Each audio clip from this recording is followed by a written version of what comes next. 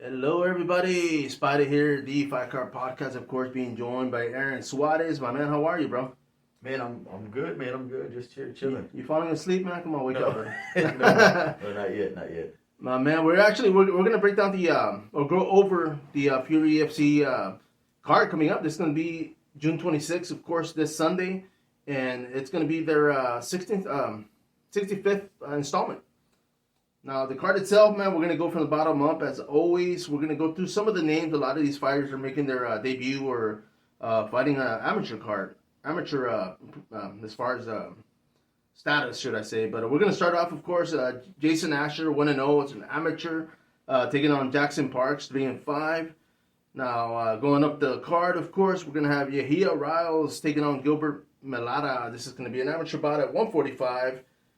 Now, both guys... Yahya, of course, going in 2-0. So, of course, he wants to keep that undefeated streak. Now, we're going to go up one. Rylan Melancon, of course, making his pro debut, man, taking on Christian Lopez, 1-2. I mean, with a record like that, man, and not to, of course, go over. I mean, Christian Lopez, I mean, he's 1-2, so he's got 3 fights experience. But do you think it's a big thing? No, I mean, like I said, depending on how he lost and depending on who he fought too. I mean, like I said, the 1 and 2 doesn't always really tell the whole story. You got to look and see who he lost to, man. And both his losses were the guys that were undefeated. I mean, 1 and 2 or 1-0 and 2-0 respectively, and then he beat a guy who is making his debut. So I mean, maybe Christian might have his hands full with this one, and maybe it probably is going to be a tough fight because Christian does need a win. He probably needs 3 more wins to kind of take away those 2 losses to an extent. And then, of course, Ryan, he wants to come out on the right foot. So, yeah, man, I mean, I can see this being a pretty decent fight, for both guys. No, yeah. You see, and the fact, I mean, as far as, Rylan, man, he's got a shitload of experience as an amateur. Mm-hmm. He's on the win streak as an amateur, so that's, of course, momentum coming in. He was 8-3. Yeah. Christian Lopez, I mean, of course, the guy had experience as an amateur as well. But I think, I mean, just because of the experience, I think it's going to be evenly matched. So, of course, yeah, I mean, Ryan Melancon, I mean, he doesn't want to come in here with a loss. So I expect this to be a good fight, man. I mean, neither of them's going to want to lose, especially at this point, right? Oh, yeah. No, definitely not. Now, we're going to go up the card, bro. It's going to be at 125 pounds. It's going to have Jared Frykes taking on Joseph Aguilar, 1-1. Once again, Jared making his pro debut, man. 125 pounds.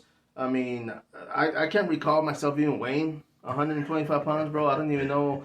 But, I mean, these are, man, it's going to be a lot of speed, a lot of agility. I mean, knockouts. I mean, can we expect a knockout? I think, I mean, you can, man. I mean, I've seen Joseph Aguilar fight in person, and he does have knockout power. He does have, that speed. I mean, I think his name is Kid Lightning. And I think we could, man. If I'm going to be a little bit biased, man, I'm going to go a little bit leaning towards Joseph Aguilar. I know his last fight he had was against Obanda, and he had been out of the fight game for a minute. Yeah. So having to come back and for him to still, I believe they went all 3 rounds. Like I can just look it up right here, right now. But yeah, he went all 3 rounds still, and so maybe got some of that ring rust off. So probably just a little bit more motivation for him to kind of come out and really showcase what he has. Fighting in New Orleans, you don't have the hometown advantage or anything like that, but there's probably also not as much pressure. Right. Different city, different state. Not too much to really think about. It's really just focusing on the fight, get it done, come out with a win, and and move on. So. No, I mean, for sure, man. And I mean, this is going to be at the pro level, of course. Jared Fryox, man. I mean, the guy's he's coming off another a win streak as an amateur, man. So I mean, of course, momentum is there. It's going to be exciting, dude. I mean, the little guys, man, I'm excited for that weight class because it's there's a lot of action. For the most part, there's not a lot of weight where they can just kind of lay on you and just kind of, so they need technique. They need that to athleticism and all that stuff that I don't have, but, it fits in, man. But, yeah, I mean, that's going to be one hell of a card, man, so definitely looking forward to that. Now, we're going to go up one. Jacob Small taking on Tyrek Macklin. 2-0 versus, another pro debut, man. I mean, the card itself, this is Fury. They are going to be on the UFC Fight Pass portion of it, not all these fights.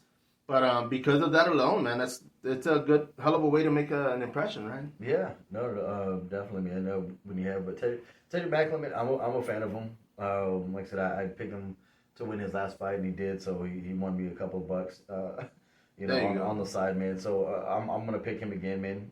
He's 2-0, and then he's coming up against the debuter in Jacob Small. I'm not sure what Jacob Small's background is or anything like that, but it seems like it should be not an easy win, but it should be a pretty good win for Tedrick, man, coming out there. I know he's been training for a good while, so I can see him coming out, finishing the fight, maybe second, third round. Nice, bro. No, yeah, man. I mean, definitely, 155, man. That's still a lot of action. There's still a lot of possibilities. I mean, whichever way they can end the fight. So, I mean, of course, hopefully we'll catch them on the UFC, as far as stream on the UFC Fight Pass. If not, on their Facebook page, man. It's going to be for future AFCs, of course. And we're going to go up one, of course, with the local, man. Zachary Borrego, man. 2-0, taking on Tommy Britton, who's 4-8. I don't think he's from Britain, though. I don't know. Maybe. Maybe. No. He's actually from Oklahoma. There you go, man. He's fighting out of Oklahoma, man. He's on a little bit of a rough patch right now, man. He's on a 5-fight losing streak, so that doesn't, bode him well. But, it looks like, I mean, one thing I will say is that he probably looks to be pretty tough, man, just because those 5 out of the 5 losses, 4 of them are coming off of unanimous decision. So, that tells me he has some stick around power, right? He's a lot tougher than what the record's showing. No. And that's the other thing too, man. I mean, for him to still be fighting, even with a 4-8 record, I mean, that kind of shows where he wants to be, in that he enjoys fighting, at least that much, right? So no, definitely, man. And I mean, unfortunately, I mean, we'll see, man, because a lot of times, even at that part in a lot of fighters' career, man, it's mostly just a paycheck. Mm-hmm. Even getting a paycheck, I mean, of course, he's signing up to fight, so I'm more than sure he's going to go up there fighting. Zachary Borrego, man. I mean, if anything, I mean, if you were to give him any advice, what would it be, man? For Zach? For Zach. For Zach, man, I mean, pick your spots, man. I mean, I think with him coming out from Oklahoma, I would assume he'd have some type of wrestling background. So, keep that footwork moving, keep circling the cage, stay away from his power hand. I'm not too sure if he's orthodox or southpaw. I would assume orthodox. So, make sure we're staying away from that right hand. And man, I mean, just pick your spots, man. I would change the distance as much as possible. Right. Working him from out of the range to working him up close. So clinching and then pushing him away using that kickboxing. You guys are both tall, right? Yeah. So we just if the guy does gravitate a little more towards wrestling, and keep that distance. And then when you decide, hey, I want to close it for a little bit, dirty box him a little bit, push him back out, and then have him restart. Don't allow him to gauge where he needs to shoot in from. No, definitely, man. No, we're gonna go up one, and this one I'm actually excited about, man. Mm-hmm. We're gonna have Luis Luna, man. I mean, we've talked about the guy. I mean, he was actually ranked high here in Texas. I mean, he took some time off, went to boxing. Of course, back in MMA, he's fighting a tough Brazilian named Junior Maranhão. Now, 23-11 against 16-8, man. So there is a lot of experience in there. On a fight like this, man, I would have expected a co-main event, maybe. I mean, but this is it's a good fight, man. I mean, what are you thinking on this? Man, yeah, dude, with Luis Luna, man, I think the couple of fights impressed me with him. Was, of course, his last one with Cameron Graves, man. I mean, he really showed out. Cameron Graves is actually somebody that I was a fan of both fighters of that fight. So, I mean, realistically, watching the fight, I mean, I'm the one that won. Seeing both those guys go at it. And then the other fight, too, is that he beat Dimitri Ivy as well, who's another big-time local guy here as well. So, I mean, you have something like that. And then, of course, you're going to go against a Brazilian who has, 30-plus bouts on his record. I mean, no slouch. In his last 5, he's lost 3. So, he's lost by armbar decision and every other way, man. I think for Luis Luna, man, I think we have to come out here and set the tone early. Excuse me. Set the tone early, be aggressive and really just try to finish it within that first 2 rounds, man. Yeah. I think anything going past that, it's not that it goes in Junior's favor, but I guess it kind of cuts away from Lewis's advantage as well. So no, definitely, man. Yeah, like I said, I think Luna, he's capable of going all 3 rounds, but again, man, the sooner we can get this finished, the easier. And I think Luna has some heavy hands. He has a lot of speed. So I mean, hey, I want to see that first minute or two of that fight to really push that pace. So. No, for sure, man. I mean, in Maranao, of course, the guy hasn't fought since 2021. I mean, we talked about time away from the cage, man. So, of course, we'll see if he has any cage for us. If not, it should make for an interesting fight, man. This is going to be a pro level, of course, 3 5-minute rounds. So, yeah, we'll see, man. We're going to go up one. Benna Alamov making his pro debut against Isaiah Diggs, 145 pounds. We're going to go up. Well, actually, you know what? Let's go to that one, man. Because, I mean, of course, both guys making their pro debut. I don't know if they're going to be on the main card. I mean, I know this is Typology.com, so fight card subject to change. But, I mean, if they were on the main card and they're both making their pro debut, man, I mean, what would you say to somebody like that? Hey, man, like I said, looking at Isaiah, I mean, 6 wins, he's 6-0 as an amateur. Making his pro debut, man, hey, stay the course. Don't worry about changing too many things up. I mean, stay with the game plan that's allowed you to become 6-0, right? Yeah. You're having success with it. If it's your wrestling, if it's your striking, if it's your clinch work, like whatever that happens to be, continue staying on top of it so that way you can improve on it. As a pro now, I mean nothing's really changed. It's just that now you're just gonna get a paycheck at the end of it. Yeah. So I mean don't think too much. Go in there, do what you do, and you'll be fine, man. And on the other hand, with Pena, man. Like I said, he's 4-2. So these guys both have 6 fights as an amateur. But with Pena, he does have 2 losses that come by split and unanimous decision. So, man, I mean, it's now we can kind of erase that. Let's start on the right foot. Try to get this win, man. Try to, he's shown that he's tough. He's shown that he's been able to last all the rounds. 2 of them didn't go in his favor, but hey, that happens. But now it's just to really, impose your will.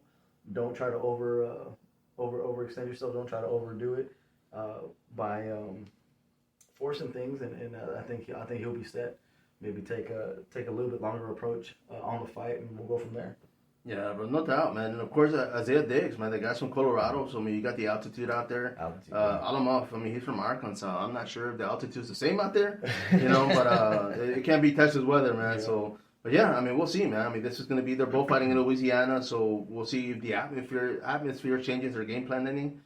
And we're going to go up one, man. This one's the one we're talking about earlier, man. We're going to have Jose Ceja, 5-6, taking on Robert Casper, 3-8, man. 135, 3 5-minute rounds. Both guys from here in Texas. I mean, I've seen Jose Ceja fight. Robert Casper, I haven't seen him fight in person, but I have seen his fights. I mean, both guys have a flip-flop record, man.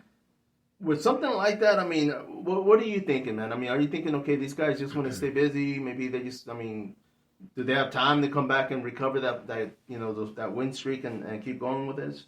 I mean, I think anybody can redeem their record. I think at one point, I don't think it's too far gone for RJ to turn that record around and really start getting to that 9-8, 9-9, 10-8, right type record, and same thing for the other guy. But at this point, man, I mean, RJ, that's what he does. He's a fighter, so he's going to continue fighting. I think the one thing that's most impressive is the fact that when you do have an upside down record like these two gentlemen, is the fact that they still want to get back out there and compete, and they want to compete as often as they can.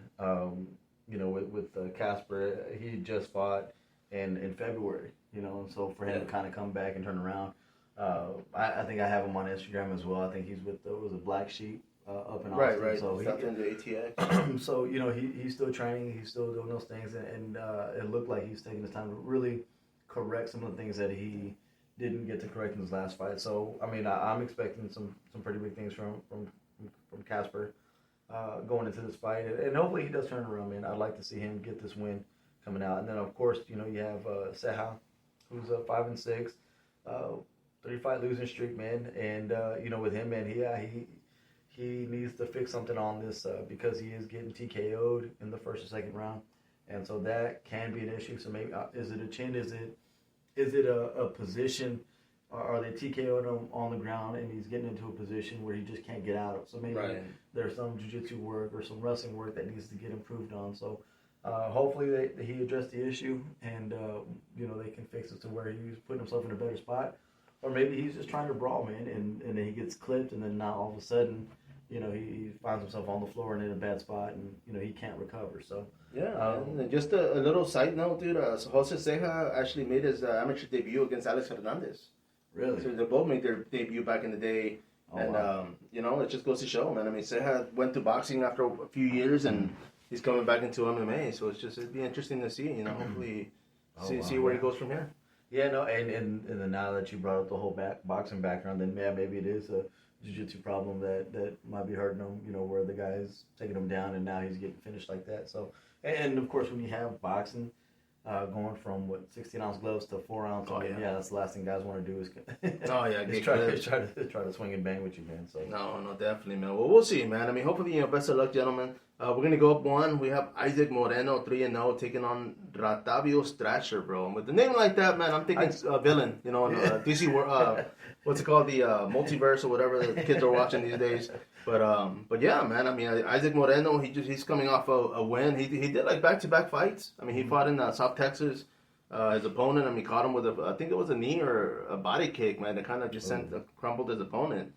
But he's fighting Octavio Thrasher, of course, 0-1.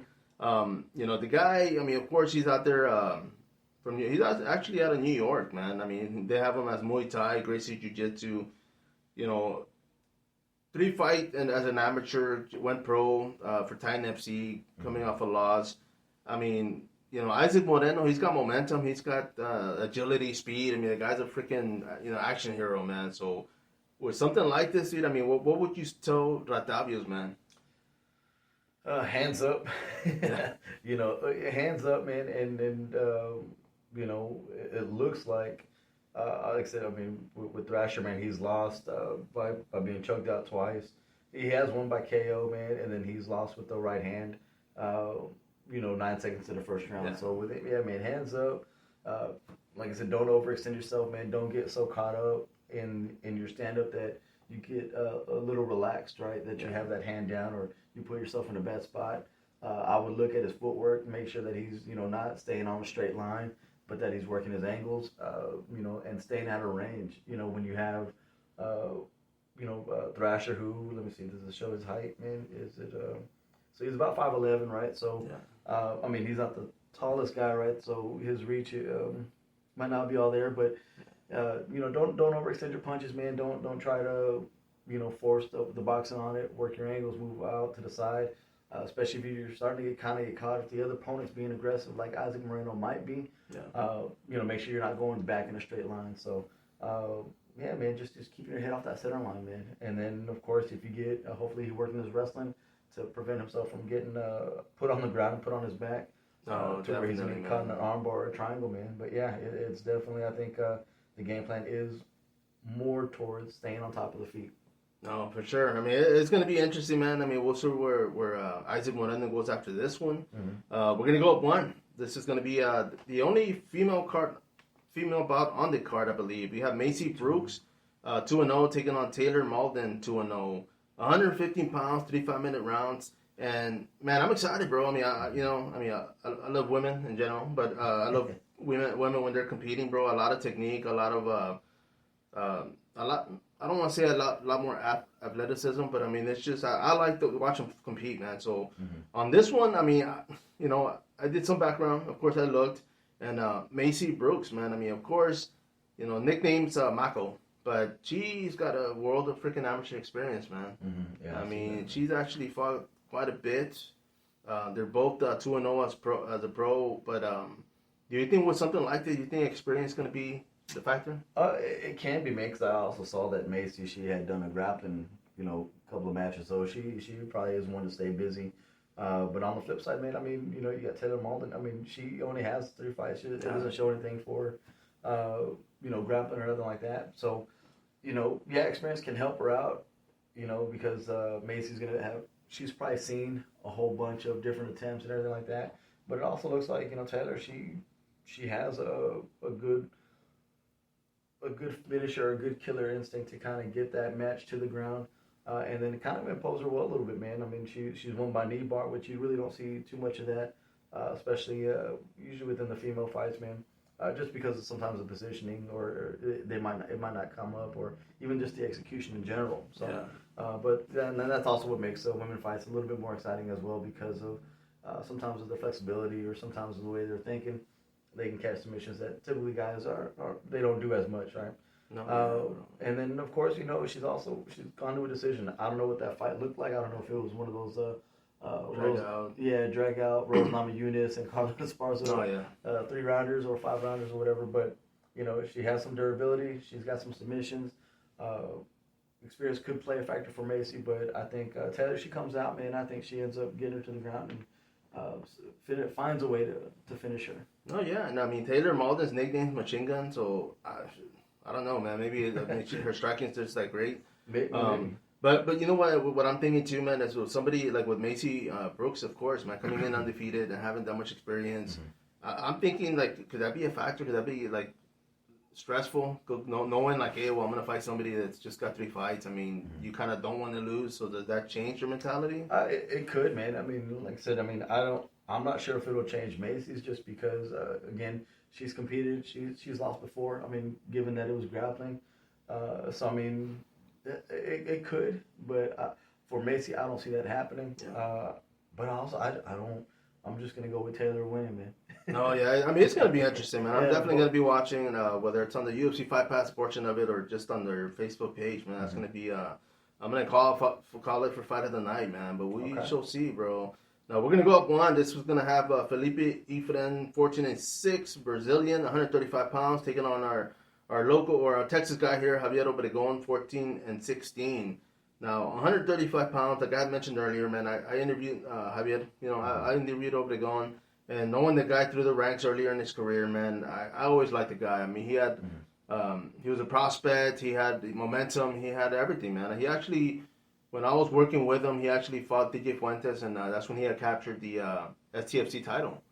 Okay. So because of that, I was like, oh man, I was just like, damn, he's onto something, man. So of course, he's had a flip-flop record. I mean, he's won some, lost some, but 30 bouts in, he's definitely has a lot of experience. I know he came from wrestling. He's actually from, I want to say Minnesota, and I apologize if I say that wrong, but so he came from wrestling, came out here. So we'll see, man. I mean, he's fighting against a Brazilian. What are you thinking at this stage? I mean, like I said, Javi, his record. He's lost to some good guys, right? And Ray Rodriguez, Ray Trujillo, and stuff like that. But then he's also beaten some good guys. So, I think as long as he's been doing what he needs to do, as far as training wise, as far as anything else, and just being refocused, man. I mean, because he's coming off a layoff for a while.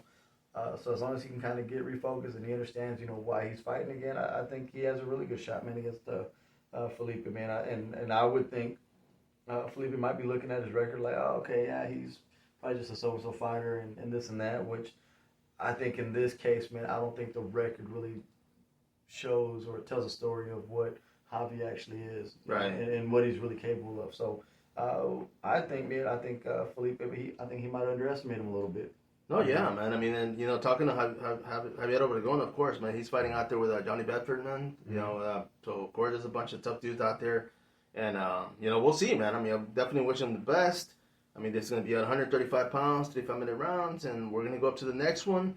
Of course, on this one, man, it's going to be interesting. We got a 135-pound bout. Casey Jones, 8-6, taking on Jonathan Elan, 4-4. Now, Casey Jones, man, he's a character, bro. I like him. I mean, he comes in with that hockey mask, and it's just like, how can you not like that, bro? But I'm just hoping, we'll see Jonathan Elan, man, whether or not he's going to come in, get that win, or if Casey Jones gonna improve his record, man. He's 8-6 right now, so of course, I mean, being a bantamweight, I mean, he still has a lot of room for growth. Oh yeah, no, definitely, man. With Casey Jones, man, I'm a fan of it. Just the whole tribute to the character from the Ninja Turtles, Yeah. Which is always fun to see. He's kind of just owned that persona a little bit. The fact that he works with Crew Bob, man. I mean. Yeah. Legit stand-up. I mean, recently just, Crew Bob, he was also working with Kevin Holland as well. Yeah. So, there's a lot of guys that, that are coming through that Houston area that are getting training. Oh, yeah, getting that experience. The other big fighter that Crew Bob works with is, of course, Derek Lewis, and we know, how much, how big of a star, Derek Lewis is in that Houston area, and also the Texas MMA scene. So, I think this fight goes really well for Casey Jones, man. I think this puts another notch. And he moves up to 9-6. I think this moves him up a little bit more. He like I said, he's weighing in at what 130, 135. Yeah. So and then of course there's plenty of other 135ers on this card that potentially he can be fighting next. So I think he does what he needs to, whether it's on the stand up or even on the ground. I wouldn't assume a submission, but I would assume if they went to the ground, man, they were probably looking for that TKO finish. Oh, yeah, man. And, I mean, the fact that he's fighting in his opponent's backyard, I don't think that would be an issue because he fought here in San Antonio, man. Oh, yeah. So, yeah, I mean, I'm sure he's used to that crowd and just kind of zoning everything out, listening to his corner. Mm-hmm. But yeah, man, it's going to be interesting, of course. 135 pounds, 35-minute rounds. And we're going up next, one up, man. This is going to be Tyrek Malbox taking on Mateos Camilo, man. Now, 6-4 in Tyrek taking on Mateos 3-2. 145 pounds, 35-minute rounds. I mean, 10 bouts against 5 bouts, bro. What do you think? What can you tell us about this one? Personally, man, either Mateos, he's just really like a tough, or he's showing something to the promoter, or they're setting up Tyrek to get another win, man. But either way, man, I think it looks like a pretty decent bout, man, or at least a really good matchup. For him to be this high up on the card, at least on the Tapology aspect of it, shows really well for Mateos, man.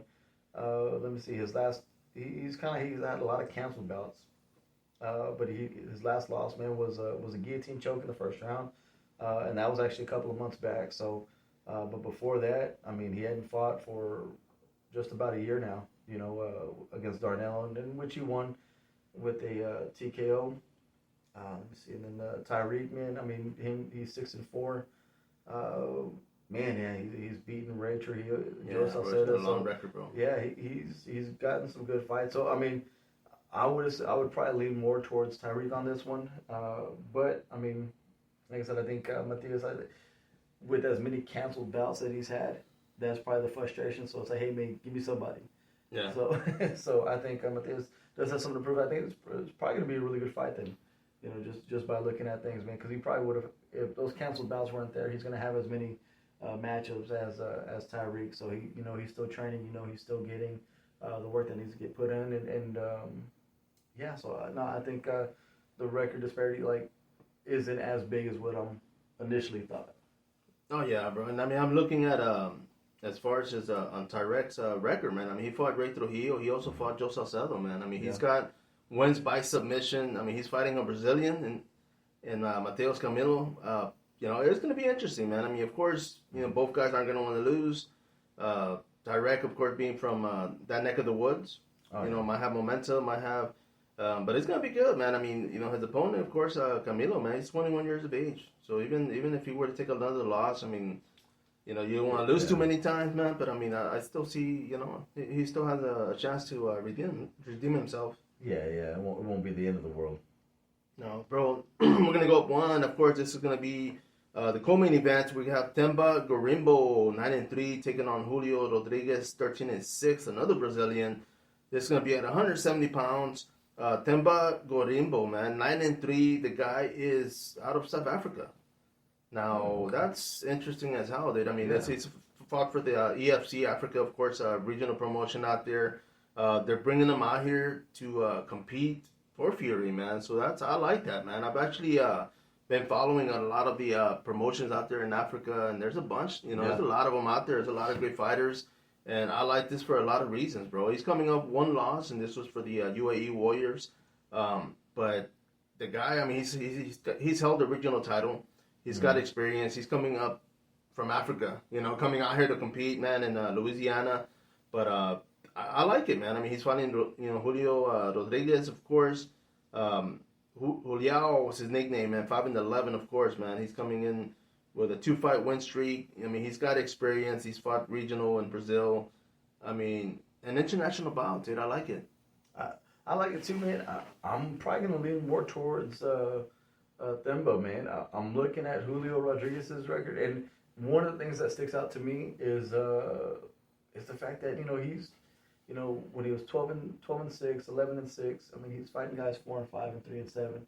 Yeah. And then when he does get somebody who's with a pretty good record, he loses, right? I mean, and their decision losses. So, I mean, he's able to keep up, but the majority of his wins, or at least it looks like just off the rip, is he's fighting guys that probably weren't up to his level when it comes to record-wise, if anything, right? So, like I said, I don't want to take anything away from the guys that he did beat, but that's what it kind of looks like. He has a little picket fence, if you will. He'll fight a couple of guys with some, okay records. Right. No, and then he fights somebody then he fights somebody with a better record, and then he has a loss, and that just kind of seems to be the pattern. So.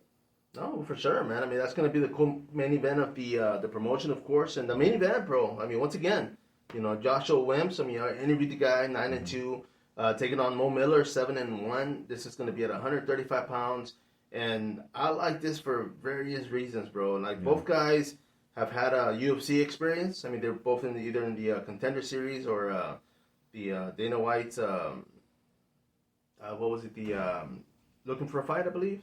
But Joshua Wimps, dude. I mean, the guy is on the roll. He's actually coming off one win. He's on that flip-flop record, but he's on that. He'll win 3, lose 1, win so many, and keep going.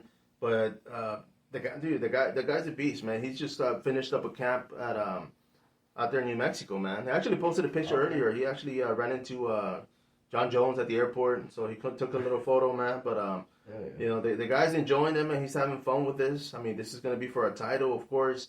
Both guys having the experience. I mean, neither of them wants to lose, man. Joshua Wimps, of course, wants to capture not just the title, but I mean, capture the attention of Dana White and the matchmakers. Get picked up again and go into this. But with something like this, man, what are you thinking, bro? I mean, 7-1 against 9-2. Yeah, no. Like I like the fight too, just based off of the off the records, right? Because that's something that sticks out really big. Is you can tell a little bit of the story about what the record is, and then when you take a little deeper dive into the record and what it looks like. Man, Mo Miller, man, he did lose, but it was on the Looking for a Fight, thing with Dana White, and then he also won on the Contender Series. So not sure why maybe he didn't get a contract, but that's just how it goes sometimes, man. And then the thing that I do like is kind of the inverse of what I talked about with our previous bout, but he's 2-0 and he's fighting a guy with a 4-4 record. Or he's 4-0 and then he's fighting a guy who's 5-2. So it always looks like Mo Miller's he's been pushing himself throughout the whole time of it in his fight career. Same thing even as an amateur, man. I'm looking at this one bout and he fought a guy that was 7-3 when he was 3-0. So like I said, I like it. It doesn't look like Mo Miller is ever going to be backing down from a fight anytime soon.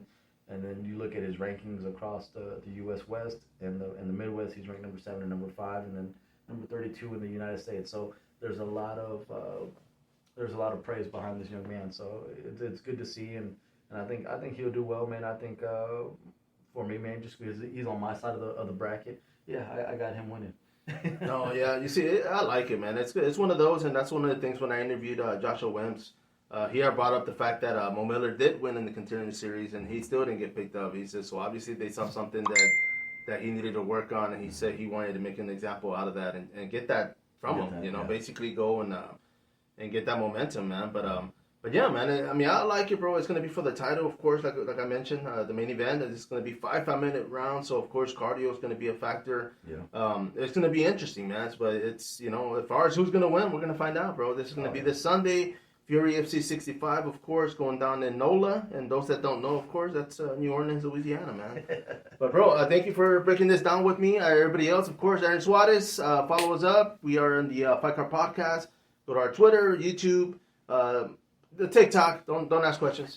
And maybe an OnlyFans later. I don't know. We'll see, man. Yeah, it'll just be us, lounging around watching TV. But as long as you guys subscribe, man, we'll continue it. But of course, I want to thank everybody that's been following up since then. Till next time, follow up.